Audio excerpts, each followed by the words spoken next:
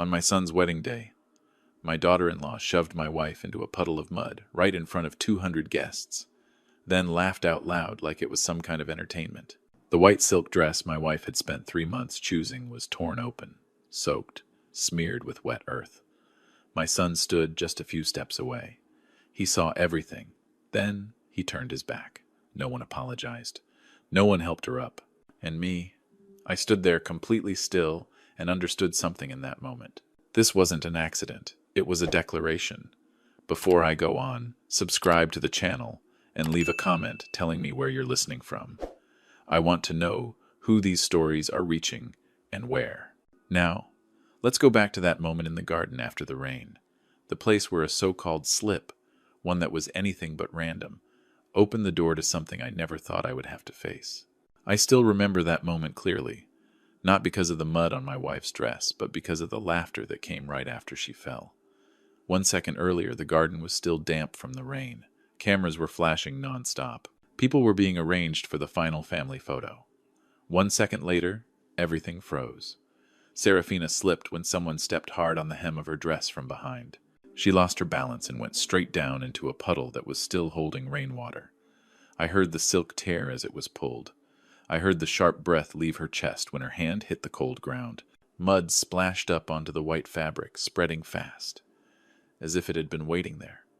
Tiffany was standing right behind her. I saw it clearly. She didn't bend down. She didn't reach out a hand. She laughed. A high, cutting laugh.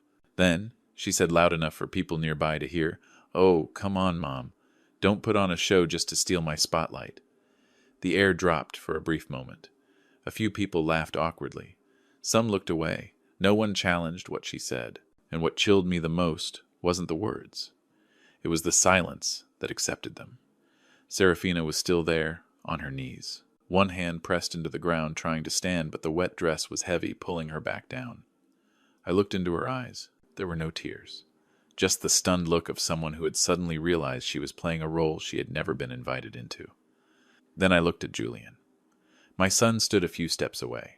He saw everything. He heard every word.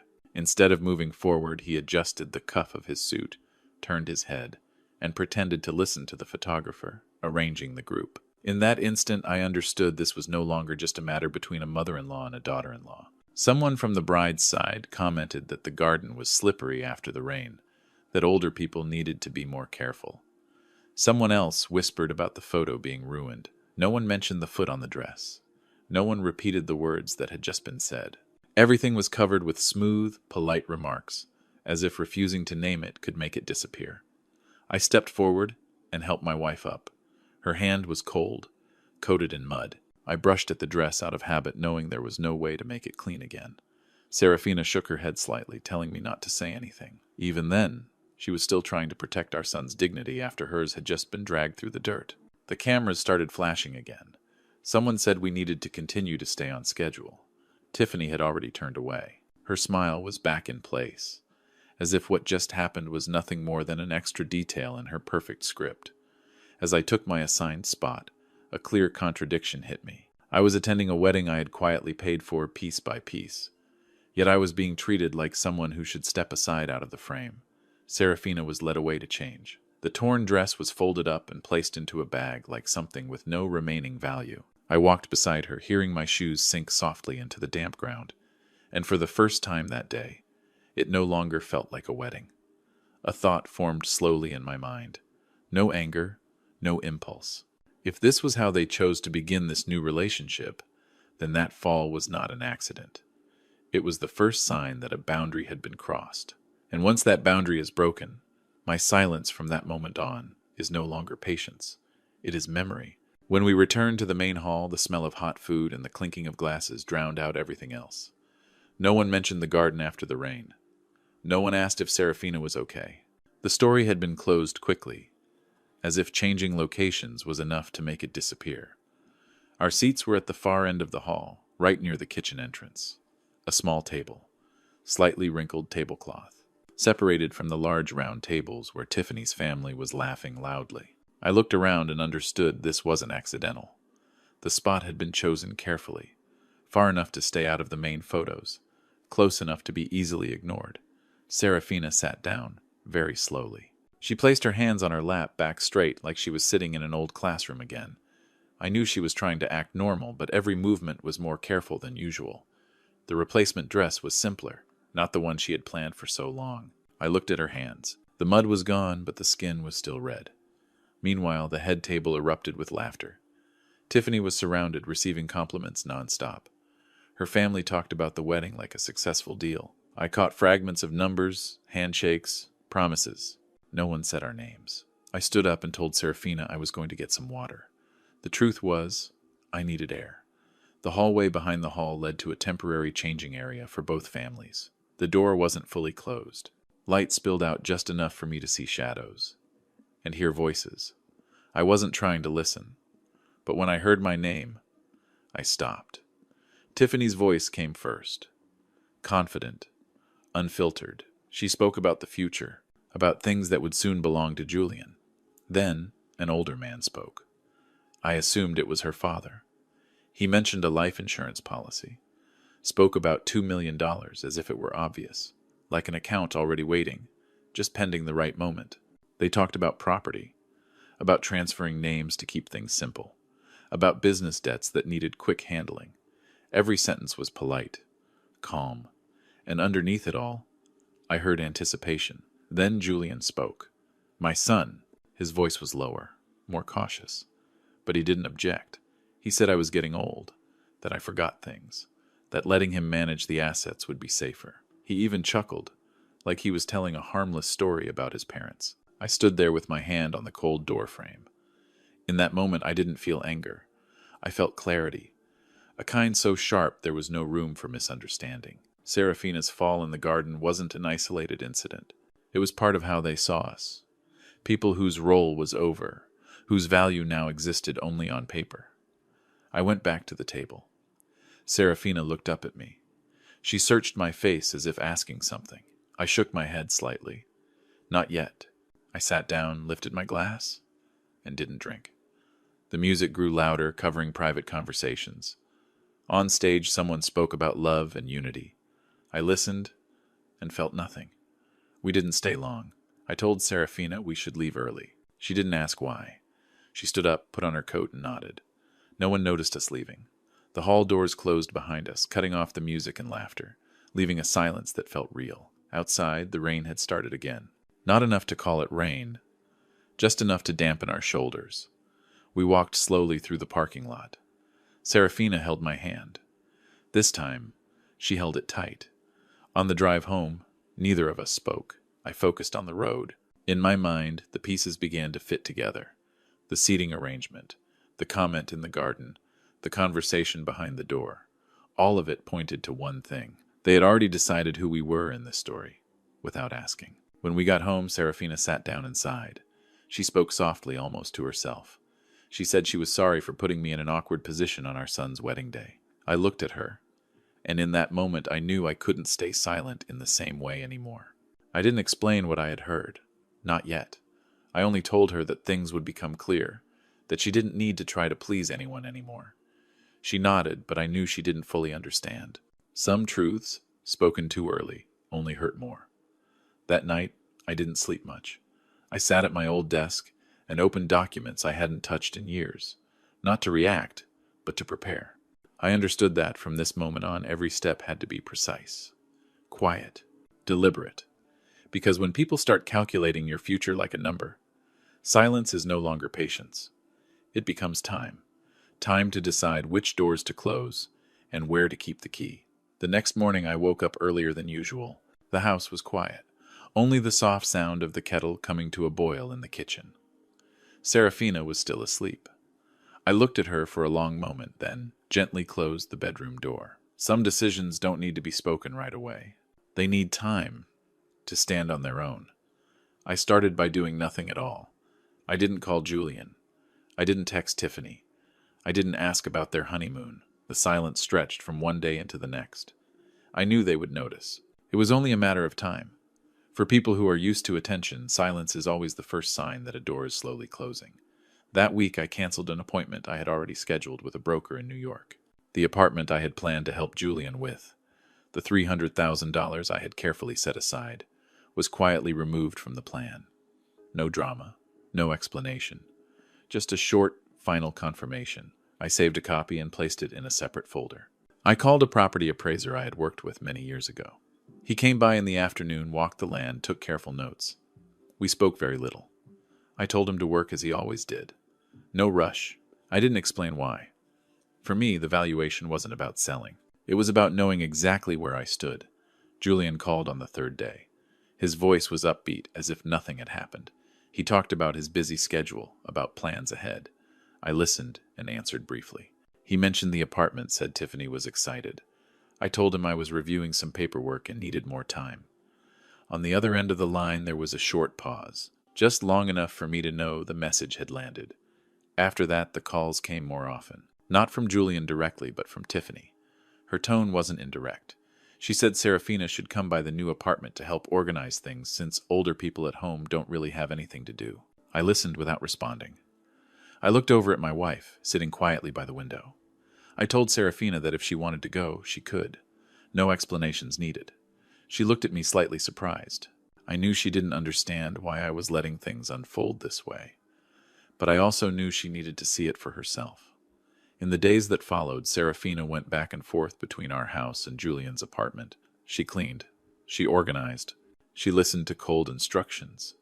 Casual remarks that sounded harmless, but repeated themselves again and again. Each time she came home, she was more tired, more silent. I didn't ask questions. I made tea, left a warm towel, ready, and remembered everything. I placed a small recording device in her coat pocket, not to spy, but to protect. I explained why. Serafina didn't object. She just nodded as if she finally understood that her endurance was now being put to the right use. Meanwhile, I continued preparing. I met with our family lawyer, the man who had worked with me since my working years. We reviewed every agreement. All previous financial support had conditions. Those conditions had been violated, clearly, provably. I didn't need anything more than precision. Julian called again. This time his voice was lower. He asked if I was okay. I said I was. He mentioned the inheritance paperwork I had once said I was preparing. I replied that everything was under review. I didn't promise. I didn't refuse. That kind of uncertainty tests patience more than any outright no. The recordings began to add up. There was no shouting, no dramatic scenes, just steady comments, small commands, repeated put-downs, enough to reveal a pattern, enough to show character. One evening, Serafina came home late. She sat down, her hands trembling slightly. She said Tiffany had asked her to mop the floor a third time because it wasn't done right. Julian had been there. He said nothing. I listened without reacting. I turned off the stove, pulled out a chair for her, and said that starting tomorrow, she wouldn't be going back. She looked at me. This time, she didn't ask why. In her eyes, I saw relief mixed with worry. I took her hand and told her that it was enough now. That night, I organized all the files, every document in its place, every recording backed up. Nothing rushed, nothing emotional. I understood that a climax doesn't come from raised voices, but from the moment someone realizes every choice they made has been carefully recorded. When I closed the final folder, I knew I was ready. Not to confront, but to end a chapter with clarity. The silence had done its work. What came next? I wouldn't need many words for. The housewarming party was held on a weekend evening, exactly the kind Tiffany liked. Warm yellow lights filled the apartment. The music was just loud enough to cover any awkward silence. I knew about the event through an invitation sent to Serafina, not to me. That didn't surprise me. I had grown used to being kept out of the frame. We arrived on time, not early, not late. I wore an old suit, clean, well-fitted. Serafina walked beside me, her pace slow, calmer than I expected. When the elevator doors opened, we stepped into a space designed to impress. Familiar faces, from the upper circles, stood in small groups, glasses in hand, polite smiles in place. No one noticed us right away. Julian was near the large window, talking with a few men I assumed were business partners. Tiffany moved between groups, her voice clear and confident, like this was her personal stage. When she saw Serafina, she gave a brief nod, then turned away. I hadn't expected anything else. We stayed near the edge of the room. I let things unfold a little longer. There was no need to rush. People boast more freely when they believe they're safe. I heard Tiffany talk about the apartment as a finished achievement. She mentioned family support, speaking as if everything had already been signed and transferred, neatly wrapped up. Then the doorbell rang. A small sound, but enough to break the rhythm. Tiffany frowned and motioned for the assistant to open the door. When it did, two well-dressed men stepped inside, followed by a woman holding a folder. They introduced themselves briefly. I saw Tiffany pause, her smile slowing by a beat. I took one step forward. No raised voice, no dramatic gesture. I simply stood where I needed to be. I said they were there at my request. The room grew quiet, one group at a time turning toward us, attention settling into a single point. The woman opened the folder. She clearly stated the purpose of their visit, to formally announce the cancellation of the apartment purchase under the activated clauses. The property was no longer classified as personal support. It had been legally transferred into a charitable trust for abandoned elderly individuals, per the decision of the original benefactor. Tiffany reacted first. She spoke quickly, her voice sharp, asking about rights, about agreements. The woman responded calmly, point by point. Everything was documented. Signatures, dates, conditions. There was no space left for emotional argument. Julian turned to me. His expression shifted between confusion and anger. He asked why I would do this, here, of all places. I looked at him for the first time that evening, I said, because this was where everyone believed everything was already settled, and because the truth, if it must be spoken, should be spoken where it was once hidden. Tiffany stepped forward, her voice trembling, though she tried to stay in control. She said I was humiliating them in front of their guests. I didn't answer right away. I simply signaled to the lawyer, standing beside me. He played a short recording, not long. No editing needed. The footage showed Serafina falling into the mud in the garden, the laughter, and the sentence I had heard so clearly that day. The music stopped. No one spoke. The looks in the room began to change, no longer curious but calculating. I spoke slowly so everyone could hear. I said my money could fund parties, apartments, and beautiful photographs, but it could not buy respect for those who didn't understand its value. And that was why I had chosen to place it somewhere it would not be treated as an entitlement. Tiffany stepped back, her face pale. Julian stood frozen, unable to speak. I didn't need to see more. I turned to Serafina. She stood straight, meeting every gaze without flinching. I took her hand. That was signal enough. We left before anyone could ask a question. The elevator doors closed, cutting off the whispers behind us. In that narrow space, I could hear my own breathing. Not fast, not strained, just light. Outside, the night air was cooler than I expected. Serafina said she felt fine. I nodded. No more words were needed. What had to be revealed was revealed. The rest, I didn't need to witness. I knew from that moment on nothing would be the same.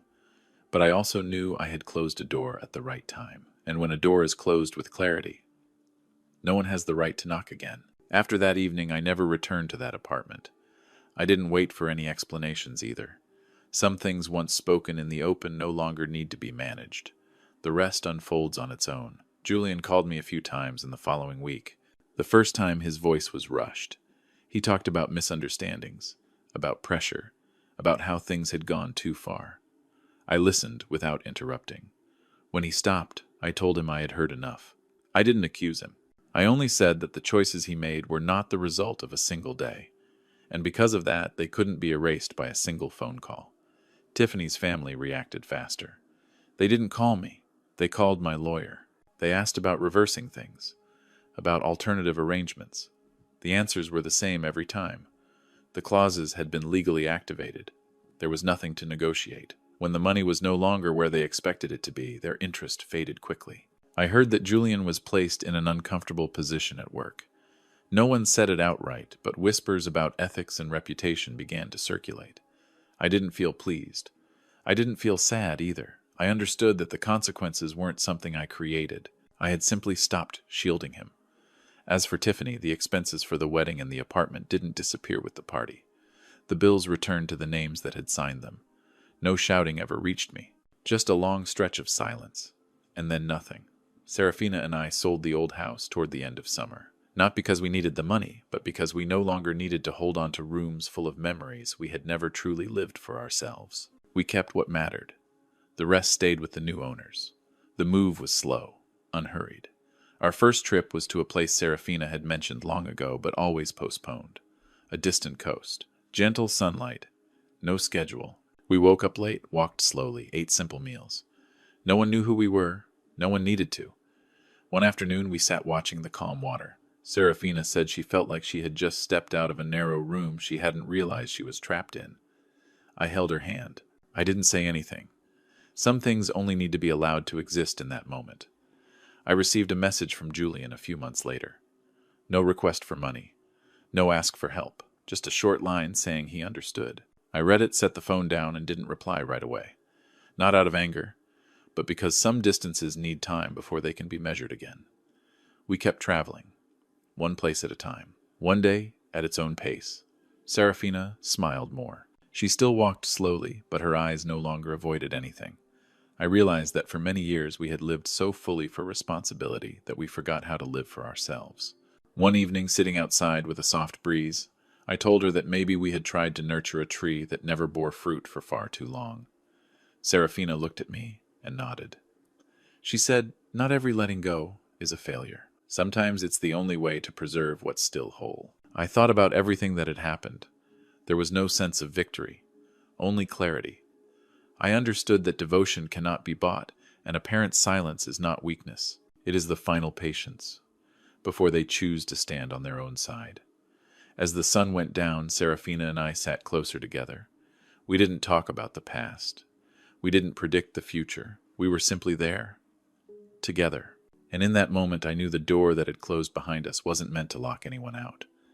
It was meant to open another path, a quieter one, fitting for the life we still deserve to live. Thank you for staying with me until the final moments of this story.